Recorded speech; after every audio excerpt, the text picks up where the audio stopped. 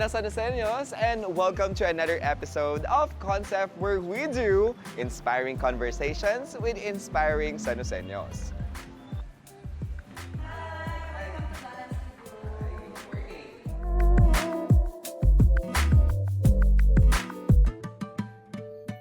Sa kabila ng busy schedules ng mga Sanoseños, mahalaga na may isang lugar kung saan pwede kang mag-focus sa inyong sarili. Kaya naman, nandito tayo ngayon sa kauna-unahan at nag-iisang Pilates Studio sa Luzon, ang Balance Studio, Pilates and Yoga. At makakasama natin ang kanilang Chief Operating Officer, Coach Pao!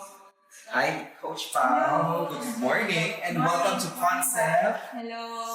Ayan, pati ka po muna sa ating mga manonood. Hello! Magandang umaga sa lahat. Ayan. So, gusto namin malaman, Coach Pao, paano nagsimula yung konsepto ng Balance Studio? Bakit ito yung naisip ninyong itayong business? Actually, matagal na ako sa fitness industry. And sa fitness industry, mostly, buhat, gym, running, no? So, hindi pa kilala gaano yung Pilates and yoga. Well, yung yoga, famous na siya before pa. But yung Pilates, medyo talagang yung mga tao, ano yun? Ano yung Pilates? So, I studied, I took certification, and then I looked for place kung saan magandang magtayo. Kasi nag-start maging congested sa QC sa Manila. And sabi ko, why not dun na lang sa area kung saan malapit? So, SJD ang Bulacan. So ano naman po yung common physical benefits, or meron bang mga problems sa body na nasusolusyonan ang Pilates and Yoga? Napakarami. Actually, onti lang sasabihin ko kasi kung iisa-isahin ko, napakarami. No? Number one, focused kasi talaga sa core. So, pag malakas ang core natin, of course, mas stable ka. And mas So magkaka-abs ka dito pag ganun? Pwede. And of course, mas supported yung spine. Di ba, spine talaga natin yung isa sa pinaka-important, di ba, na malakas. So, number two, it will improve your posture. Posture. So, yung posture, this is perfect because yun nga, as I said earlier, most of us, di ba, nakaslouch, ganyan. Guilty ako talaga doon sa mga sinasabi. Yes. Ma'am, sobrang guilty ko doon yung hindi masyadong gumagalaw, Yes. nakaslouch, lagi nakasandal, computer. Sobra. Lalo na sa era ng mobile games, era ng work from home. Almost Lahat. diba? Nandyan na. So, yung posture natin will be corrected din through Pilates, of course, and flexibility, mobility. So, Ito po bang Pilates parang ini-stretch ka, ganun? yes. Mostly may stretching siya. Stretching. So, talagang uunatin yung... at Uunatin itutuwid. talaga siya. Parang Ramdam kailangan... na ramdam yan. Ay, gusto ko yung ramdam na ramdam. Parang serbisyo ng pamalang lungsod. Ramdam na ramdam. Yes. Kaya sige po, try natin yan mamaya. Siguro, I'll take this opportunity, mga Sanoseños, na isubukan ang Pilates. Wag na yung yoga kasi hindi ako masyadong flexible. Pero we'll see. Pilates muna tayo for today. Yeah. Pero, thank you for giving some backgrounds. Yeah, and thank you. ready na ako na mag-tour sa inyong napakagandang studio. Nakikita ko Let's dito go. from here. Ang ganda ng facilities. Bago tayo mag-tour, what makes it unique from other fitness centers? Well, our Pilates studio kasi, we maintain it clean. Of course, safety yun, number one ng mga customers namin na malinis. Every day talagang sinasanitize. And every use actually, every after use, we make sure na sinasanitize namin siya. And of course, high-end yung equipment na ginagamit natin. Gusto ko yung high-end yung Yeah. equipment. Kasi Ayan. babale-balentong ka dyan. Of course, you have to make sure safe talaga siya and matibay talaga yung gamit natin. Sige, mamaya susubukan natin yan. Pero for now, magtutour muna tayo sa loob. Let's go. Tara na, ikot na tayo. So, I'll introduce Teacher Ann or Coach Ann. Ay, hello po, our Coach teacher, Ann. Hello. One of our teachers. Wow! So si Coach Ann, Coach Ann. just in case na itry ko ang Pilates mamaya, siya ang Siya ang magtuturo sa akin. sa'yo. Okay. So we wanna know muna po, ano pong tawag dito sa mga equipments natin na to? Kasi parang ngayon ko lang to nakita Former in my entire life. Ngayon lang ako nakakita First ng mga time. ganito. Yes, so we have different kind of machines sa Pilates, which is this reformer machine. Reformer Reformer. machine. Siya yung reformer. Okay. The Wunda chair. Ano pang pangalan? Or the Wunda chair Wunda? or the stability chair. Stability. So, from the words itself, ano pong ginagawa nito? More on stability. So bago ka namin dalhin dito sa stability chair, dapat dito pa lang kay reformer is yung balance mo, yung stability mo is gamay mo na kasi kung makikita mo yung difference ng laki niya, napakaliit lang nito. So Is it parang level 2, ganon? Level 1, level 2? Ah, yes, oo. okay. So dito, grabe yung balancing kasi kapag hindi ka stable, pwede ka malaglag. Ito So, ba yung gumaganon-ganon ka? yes. Ah, Opo. nice, nice. So kami as a teacher, lagi kaming naka-tactical na nakaabang kay client na kasi pwede siyang malaglag. May level 1, may level 2. May nakita ako doon na Yes, isang parang which exciting is na equipment. very Pupuntahan natin promising yun. at kitang-kita Ang- natin. Ang ganda nung isang equipment, ang laki. So, tignan natin. Ano pong... Sige, tara. Ang tawag natin Yan. dito is Cadillac. Ito yung level 3, ganon. Ito na yung pinakamataas na level. Even the beginner can use the Cadillac. Kahit beginner ka pwede Yes, to. kahit beginner. Kasi we can use Cadillac para sa mga stretching and level by level na workout. Kasi we modify, depende sa lakas ng client. Kapag alam naming malakas si client, fit na fit siya, so ina-adjust namin yung program. Oh, nice, Okay, nice. depende sa lakas ng client. Cadillac. Parang ano, no? Parang talagang dito ka uun. Parang kung tabingi yung katawan mo, pag hinila ka dito talagang ano. So, ito pong mga to, The itong mga... Vasi, so kapag nakatayo ka dyan, nirarap mo yung hand mo dyan para gawin yung mga stances na vertical. Okay. So, parang gymnast ka Yes, pala dito. ganon. Ganon, magiging gymnast ka pala dito. If I may ask po, yung mga activities po, tulad ng sinasabi ninyo, sabi niyo din, beginner-friendly siya. Yes. Is it truly beginner-friendly? Parang, pagka magsisimula ka, kagaya ko, bago pa lang Yes. ako, and I wanna try the Pilates, ano po yung mai-recommenda mo sa akin na pwede kong gawin? Or hindi ba ako masyadong mahihirapan kapag Yes. ginawa ko So, to? for the beginner, we have assessment naman talaga. Assessment. Always yan, SOP na every time na may darating na client, we do assessment. Kasi kailangan alam namin kung may mga surgery kayo or may mga pain kayo para ma-adjust namin. May modification kasi kami dyan. May client na pag may back pain, hindi namin mapapagawa yung certain exercise. Okay. And then kung may mga injury sa knee, like that, so depende. Maraming programming siya. So, once na ma-assess namin kayo, doon namin minamatch yung exercise na pwede sa'yo. Ah, nice. Going back sa ating Yes, reformer. reformer. Dito na tayo sa reformer. Ay, sorry. Curious lang ako dito sa Yes. mga... Curious ako dito sa display natin. Ang ganda ng kulay. Ano pong tawag sa mga ito? At We ano have pong purposes props. nila? We have props na ginagamit. props. So, for the beginners, usually hindi namin pinagagamit muna ng props kasi kailangan namin is yung foundation muna. So, kapag naka at least 3 to 5 session ka at nakikita namin na pwede ka na to progress sa mga exercises, nagladagdag kami ng mga props. So, ito po ay bola. Yes, the balls. Siyempre, may balls. Ito po We yung have kadalasan. dumbbells. Ito po ba yung mga iniipit-ipit sa ganun? Yes. Dumbbells ito? Yes, para sa upper arms, Ay, oo nga. upper body. Mabigat siya. Yes. Ganto. Sana sa inyo may ganito palang dumbbell.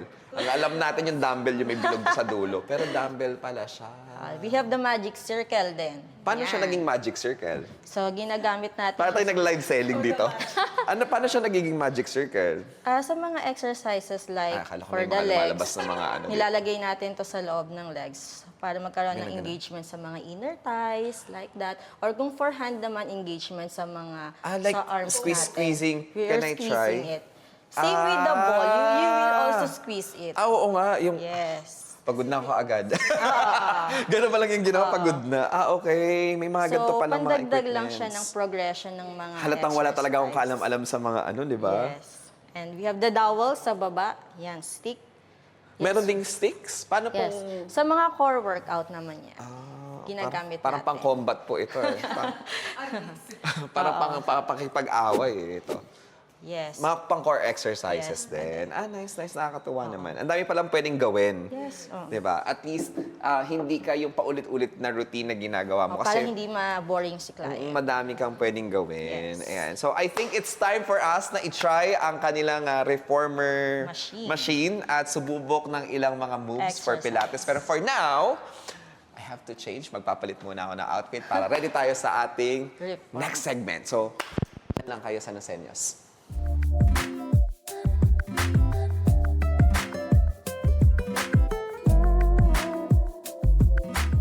And I'm ready na para itry ang kanilang mga exercises using their reformer machines. Tingnan natin kung may enjoy natin at kung may enjoy ko, sigurado ko may enjoy din ninyo. Coach Ann, we're back Yes. at subukan na natin ang inyong mga exercises. Exercise. Yung madali lang po, huwag niyong pahirapan na. Sige, let's start with upper body. Upper body. Okay. Grab natin yung short strap. Ano pong tawag dito? Short strap. Ay, ang lakas ni ma'am. Okay. Ang lakas ni ma'am, nahihila niya ako. May spring doon. Okay. Mas Short ang strap. lakas niya. Okay. Okay, starting position. Yung chan ko. Yes. So for the starting position, you need to have a straight spine. No rounding at the back, Straight shoulders spine. away from Paano the po yung ears, straight? and then palm facing the ceiling. Okay, inhale sa nose, exhale sa mouth, lengthen na yung arms to forward. Forward like this. Straight arms, and inhale, bend the elbow. Okay. Slowly and control lang. Kailangan you lengthen with control and inhale, return with control.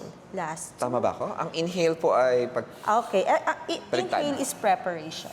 inhale. Inhale sa nose, exhale, lengthen your arms forward, and then bend your elbow, reset to first position. Maintain straight spine, exhale, lengthen your arms, and inhale, reset. Let's do the other Okay. exercise. Exhale, lengthen to offering. Once lengthen, hold and open to letter T, which is serve the platter. Come back to offering, maintain straight arms, and bend the elbow to starting position. Okay.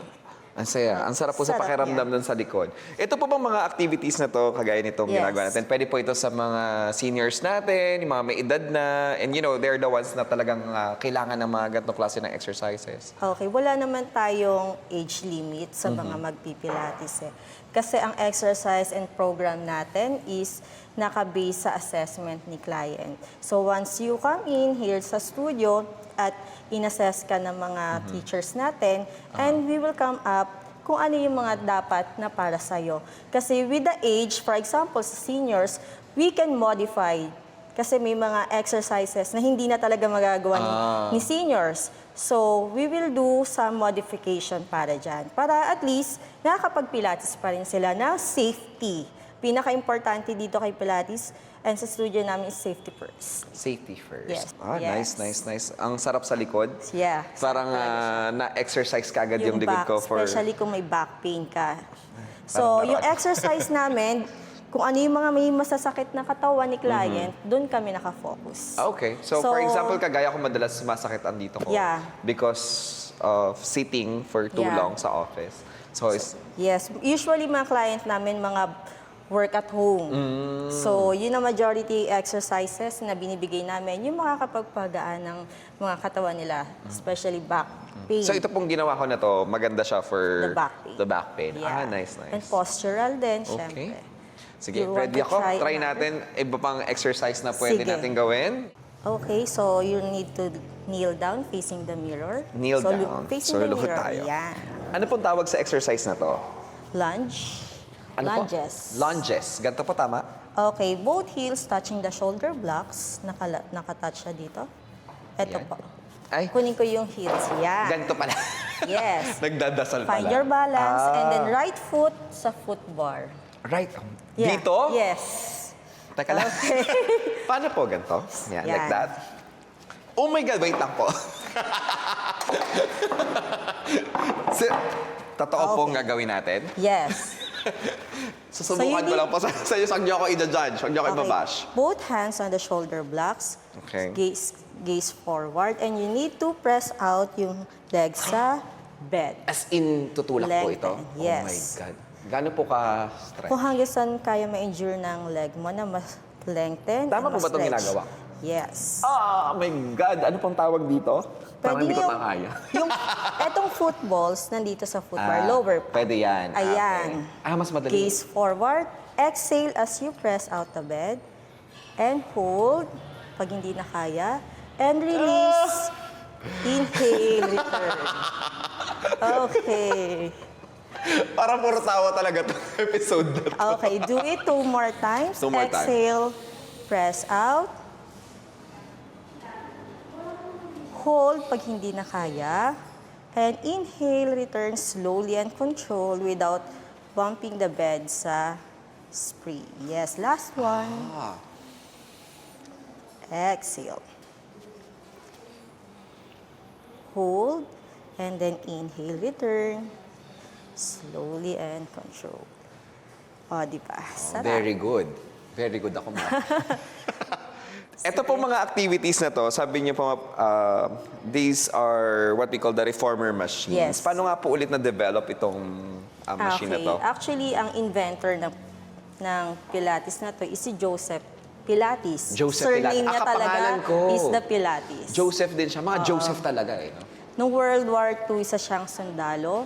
And then, he invented the Pilates using the reformer machine para i-rehabilitate yung mga sundalo na sugatan. Okay? Para mas mabilis ang recovery nila, ito yung ginamit ni Joseph. Nice, nice. So at least meron tayong nalaman at natutunan. Yan ang Yes. dapat alam mo, San Josenyo. Like, anong pinaka-memorable sa inyo na story ng client? Okay, pinaka-memorable sa akin as a teacher is yung i-message ka ni client directly, DM na teacher, natanggal yung back pain ko, which is sarap niyang i-upload kasi as a teacher, isa sa mga fulfillment namin na kapag lumalabas si client sa studio is talagang satisfied siya. Napapasok ka dito, masakit ang katawan mo, kailangan goal namin na sa teacher, lalabas ka na masarap yung pakiramdam mo. Nice. Okay. So, may mga messages po kayo natatanggap na Yes, gano'n marami from your po. clients. Nice, Opo. nakakatuwa naman. Thank you. First, Yung mga ganito pong mga exercises, ilang sessions pa bago natin maramdaman yung mga changes sa body natin? okay, we suggest you do have 5 sessions. So, makikita mo na agad yung improvement doon. Pero syempre, consistency is the key. And we suggest na kung magpipilates ka at least twice a week or kung kaya ng budget is 3 times a week. Okay? Nais natin magpasalamat, of course, to Coach Pao and to Balance Studio Pilates and Yoga for having us. Maraming salamat po. Baka gusto niyo pong i-promote ang inyong studio Yes, sa of ating mga course. manonood. So sa lahat ng San Joseños na gustong mag-try ng Pilates and Yoga, I'd like to invite you here at Balance Studio. We are open every day actually from 8 a.m. to 8 p.m. Book na kayo for your posture, back pain, and kung ano-ano pang sakit ng katawan. Okay? Ayan. Thank you so much. May po, thank you so much po, ma'am, for having us. Nag-enjoy po ako. Ayan. At babalik ako doon para itry yung inyong Cadillac. Try natin yung kanilang extreme, level 3. Yes. Yeah. Thank you so much po. Thank you. Ang pagiging healthy, hindi lamang yun sa itsura. Yan ang pinagsama-samang self-love, discipline, and consistency. At iyan ang dapat alam mo sa Josenyo.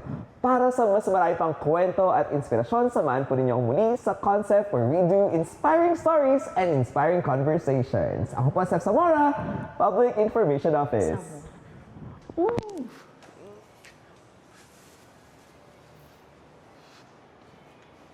Coach! Coach! Coach! Bababa na po ako. Coach! Ano po gagawin?